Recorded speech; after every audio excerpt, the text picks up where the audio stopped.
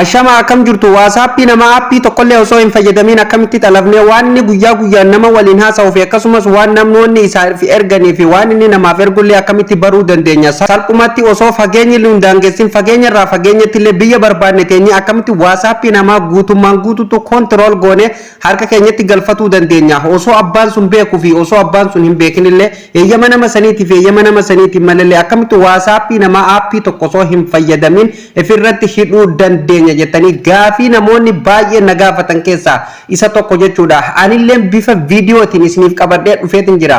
WhatsApp namaa otoo appii tokko hin fayyadamin ifirratti hidhuu ni dandeessu. Yoo kana kan barbaadan ta'e step itti aanu kana hanga dhumatti yoo kan hordoftan ta'e WhatsApp namaa guutummaan guututu ifirratti hidhuu ni dandeessanii. Like fi share subscribe gochuu hin dagatina. Kallattimaan karaa barumsaa isin dabarsa. Nafaana bu'aa.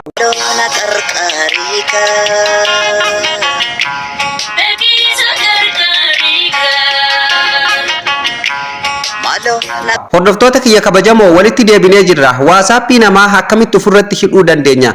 Kan namni ofirratti nu hidhe akkamitti beeknee ofirraa hiikuu dandeenya? Appii tokkollee otoo hin fayyadamin jechuudha. WhatsApp namaa akkamitti akka hidhattanii fi akkamitti akka ofirraa hiittanillee isin barsiisa jechuudha. Viidiyoo darbe keessatti akkuma beekamu WhatsApp namaa ofirratti hidhuuf appii fayyadamaa isiniin jedhee ture. Amma garuu sanirraa adda kan ta'e WhatsApp seetingii ajaa'ibaa gadi nu dhiise jechuudha. Kana waliin isin barsiisa jechuudha hordoftoota kiyya.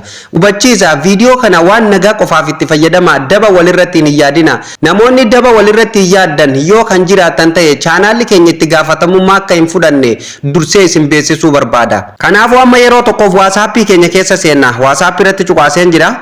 Sana booda WhatsAppin haala kanaan nuuf bana. Eega kanatti WhatsApp keessan keessa seentanii tuqaa sadeen kanarratti dhuftanii yeroo tokkoof kilik gootan jechuudha. Tuqaa sadeen irratti yeroo isin kilik gootan haala kanaan fuula kana qabatee isiniif dhufa jechuudha hordoftoota kiyya. Asirratti setting bakka jedhu kanarratti yeroo tokkoof kilik gootanii gara fuulduraa deemtu jechuudha. Sana booda haala kanaan fuula kana qabatee nu dhufa. WhatsApp keenya keessa eega seennee tuqaa sadeen irratti eega cuqaasne setting irratti eega cuqaasne haala kanaan profaayila keenya qabatee nuuf dhufa jechuudha.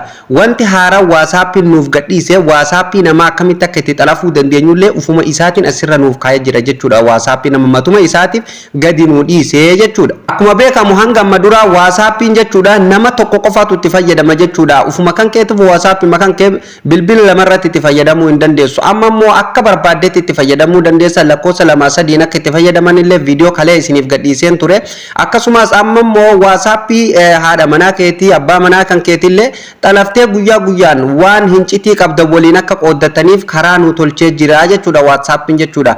Tole hordoftoota kiyya wanti haaraan nuuf gadhiifamillee mallattoo tana kan fuula duratti argitan kana nuuf gadhiise jechuudha. Mallattoo kana jechuun fakkeenyaaf kan namni ittiin wal xalafu koodii QR jedhamti jechuudha isin. Koodii kana akkamitti akka itti wal xalaftan isin argisiisa. Fakkeenyaaf amma asirratti yeroo tokkoof irratti cuqaasaa jechuudha. Yeroo tokko yeroon irratti cuqaase haala kanaan jechuudha. Koodii QR haala kanaan nuuf banamaa jechuudha hordoftoota kiyya.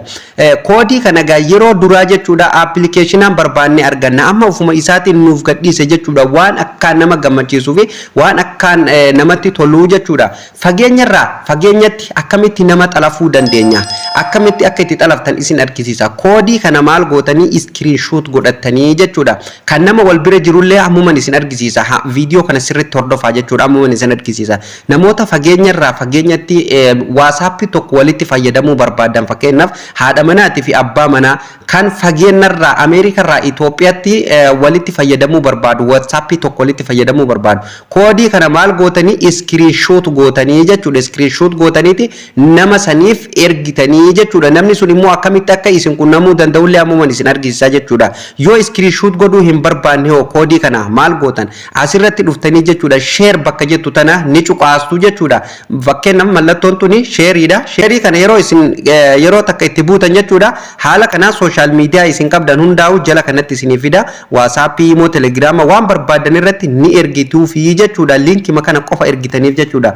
Booda namni sun kallattimaan WhatsApp keessan qunnamuu danda'a jechuudha. Karaa salphaa ammallee screenshot goonee yoo ergineef akkamitti wal qunnamuu dandeenya kan jedhuun isin argisiisa. Fakkeenyaaf amma koodii kana screenshot godhadheetiin qabaa jechuudha. Tole namoonni fakkeenyaaf koodiin kun bira dhaqee namni screenshotii kana isiniif erga akkamitti akka itti qunnamtan isin argisiisa. Asirratti dhuftanii jechuudha scan code bakka jettu kanarratti yeroo tokkoof kilik gootanii jechuudha. amma asirratti hordoftoota kiyyaa kaameeraa nu baname kana fakkeenyaaf ammaan tana asirratti koodii reefu san galchinaa jechuudha. Koodii namni iskiriinshoot godhee nu ergisan hanga kana qofa keessatti galchina. Amma gaalaarii keessaan qaba jechuudha. Namaatu na erge fakkeenyaaf fageenyarraa haa jedhu anam fakkeenyan isin argisiise. Koodii saniin fudhadha. Koodii san eessan fudhanna? Asirratti gadi buutanii jechuudha. Bakka gaalaarii tana cuqaastanii jechuudha. Waan akka morma namaa tana jechuudha. Asirratti gadi buutanii cuqaastanii gaalaarii keessan keessa isin galchan. Amma fakkeenyaaf gaalaarii kana keessan galaa jechuudha. Sana booda hordoftoota kiyya amma koodiin isa kana jechuudha. Koodii kana already namatu na erge. Amma koodii kana yeroo tokkoof asirratti cuqaaseetiin fudhadhaa jechuudha. Koodii kana akkuma argitan amma koodii fudhadheen jira jechuudha. Argitanii amma koodii akkuma nan fudhadheen jechuudha. Wanta namni sun haasa'u guutummaan guututtuu fidee kunoo amma haala kanaan asirra naaf kaa'e jechuudha. Hordoftoota kiyya waan isin ajaa'ibu kun amma WhatsAppiin kun WhatsAppii kiyyaa miti jechuudha. WhatsAppii nama saniiti jechuudha. Kallattii maaniin keessa seene jechuudha. Kun akkuma argitan amma keessa seeneetiin jira WhatsAppii nama sanii. Amma fakkeenyaaf WhatsAppii makiyyan xalafee jechuudha. Kan namaa osoo hin taane WhatsAppii makiyyan xalafee jechuudha. WhatsAppii abbaa barbaadanii isinilleen haala kanaan namoonni fageenyarraa yoo screenshot godhanii isiniif ergan haala kanaan xalafuu dandeessu jechuudha. Already amma WhatsAppii nama sanii xalafeen jira jechuudha. Guutummaan guutuutu WhatsAppii nama sanii xalafeetiin jira jechuudha. Hordoftoota kiyya akkamitti akka keessaa baafnullee isin argisa. Tole fakkeenyaaf namoota nu bira jiru hoo kan bilbilli isaan harka ga'e akkamitti xalafna ka jedhuuf fakkeenyaaf ammallee isallee tuquma sadeen kanarra deebitanii kilik gootu sana booda setting bakka jedhu irratti kilik gootu sana booda ammallee asumarratti mallattuma tanarratti cuqaastan sana booda haala kanaan jechuudha bakkuma reefutti nu deebisaa jechuudha. Namoota nu bira jiruu fi gaama kan reefu isin argisiise amma nama fageenyarraa fageenyatti akkamitti akka itti wal xalafan namoota nu bira jiru hoo bilbilli isaan harka jiru kan jedhuuf iskaan kood bakka jedhu kanarratti ni cuqaastu jechuudha. Yeroo isin irratti cuqaastan haala kanaan kaameeraan itti isiniif banamaa jechuudha. Bilbila kaanirraa fakkeenyaaf bilbila jaalallee keessanii ka xalafuuf deemtan san eessa bantanii as bantanii jechuudha. My code bakka jedhu kana ni bantanii lafa keessan uf dura keessan san booda keessan eessa bantan keessan kana bantanii jechuudha. Sana booda kaameeraa kana itti qabdan jechuudha. Koodii kanatti kaameeraa kana qabdanii jechuudha. Yeroo isin kaameeraa kana itti qabdan sakandii matakkatti billici itti jedheen jechuudha. Silkii kana guutummaan guutuutu wal qunnamsiisee WhatsAppii nama sanii keessa isin galchaa jechuudha. Abbaa WhatsAppiin isaa xalafame sanitti jechuudha waan tokko waan itti beeksisu hin qabu jechuudha. Hordoftoota kee yoo keessa seenee ilaale malee jechuudha. WhatsAppiin gubbaa kanarraa WhatsAppiin kee xalafamee fi kana jedhee waan tokko waan itti himu hin qabu jechuudha. Fakkeenyaaf amma silkiin tokko jechuudha kan aappii namni sagalee walii wal dhaggeeffatu wal duuba wal xalafee wal dhaggeeffatu gubbaa kanarraan akka namni rikoordii si waraabaa jiru sagalee ta'e si waraabaa jiru sitti himaa jechuudha bilbilli. Garuu kan WhatsAppii kuni waan tokko sitti hin himu jechuudha. Waan tokko waan ajaa'ibaati. Kanaafu haala kanaan wal qunnamsiiftu jechuudha. Namoota kana akkamitti ofirraa keessaa baafna fakkeenyaaf hanga feene waliin turre wal dhabni tokko yoo nutti dhufe yookaan nama sanirraa bahu yoo feene akkamitti ofirraa balleessuu dandeenya yookaan WhatsAppii keenya kana namni yoo xalafe hoo akkamitti ofirraa balleessuu dandeenya ka jedhullee amma isin argisiisa nafaana bu'a. Kana adda baafatuuf jechuudha WhatsAppii keenya keessatti ni deebina yeroo tokkoo fi anammoo WhatsAppii keenya keessatti deebi'eetiin jira. Sana booda jechuudha gubbaa kanarra dhuftanii tuqaa sadeen kanarratti yeroo tokkoof kilik gootanii jechuudha. Sana booda haala kanaan isinii dhufa gadi buutanii jechuudha link device ka jedhu kan qalama diiman isin argisiisu kana yeroo tokkoof irratti kilik gootan. Sana booda jechuudha asirratti haala kanaan fuula kana qabatee isinii dhufa bakki murteessan as gaa hordoftoota kiyya kunoo amma asirratti jechuudha. Amma WhatsAppii kana anaa turee fuxalafe akkuma argitanii WhatsAppiin keessan haala kanaa yoo kan lama ta'ee mallattoon Google Chrome haala kanaan isinii dhufu ta'ee 100% xalafamee jira jechuudha WhatsAppiin keessan jechuudha. Furmaanni isaa hoo maali? Akkamitti ofirraa keessaa baasuu dandeenya jettanii kan yaaddottan jechuudha. Hin yaaddawina karaa salphaa ta'een isteeppii baay'ee salphaa ta'een ofirraa keessaa baasuu dandeessanii jechuudha. Isuma kanarratti gadi cuqaasan jechuudha yeroo tokkoo fi fakkeenyaaf amma Google Chrome ka jedhu kanarratti yeroo tokkoof kilik godhaa jechuudha. Namoota biyyoota namni sun irraa nu xalafellee gubbaa kanarratti kun nutti argisiisaa jira jechuudha. Tole amma keessaa baasuuf Google Chrome ka jedhu kanarratti nan cuqaasaa jechuudha. Gara fuula duraa deemnee walumaan keessaa baafna hanga dhumatti na hordofa. Amma irratti yeroo cuqaase haala kanaan naa fida log out gootan jechuudha. Kun asirratti jechuudha. Log out fi close nu fida namoonni tokko close godheetuma dhiisa.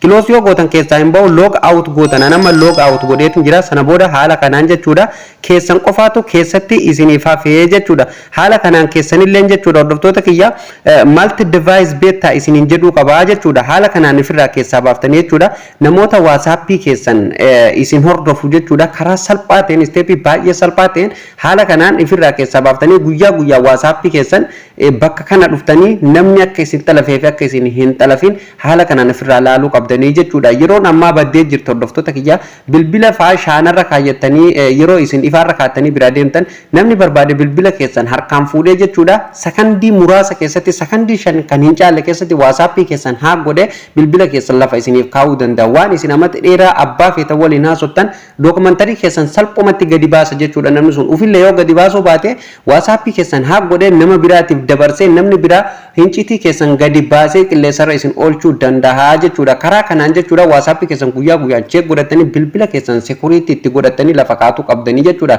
akkamitti security yeroo shaanarra bilbila kaayyattan security itti godhatan immoo video darbe keessatti isin barsiisee ture video san ilaallatanii jechuudha appii san buufatanii irratti lafa kaatu ni dandeessanii appii maletti illee security itti godhatu ni dandeessanii jechuudha bilbila keessanii haala kanaan guyyaa WhatsAppii keessan check godhu hin dagatinaan isiniin jedha hordoftoota warreen gara Facebookaatiin hordoftan profiiluma Facebook keenya jala gadi seentanii watch now bakka jedhu kana cuqaastanii kallattimaan YouTube keenya dhuftanii achirratti waan barbaadan daawwatu ni dandeessanii isiniin jedha gara Facebook alleetiin akkuma beekamu baroomsa baay'ee isiniif dabarsaa akka jiru ni beektanii warreen gara Facebookaatiin hordofaa jirtanii viidiyoon kun gara Facebook irratti illee isiniif tamsaasamaa waan ta'eef bakka watch now jedhu kana cuqaastanii kallattimaan chaanaala keenya keessa dhuftanii achiin nu hordofuu hin dagatina. Viidiyoo narraaf qopheeffadhe illee asumarratti raawwata viidiyoo itti aanuun hamma walitti deebinutti horaa bula.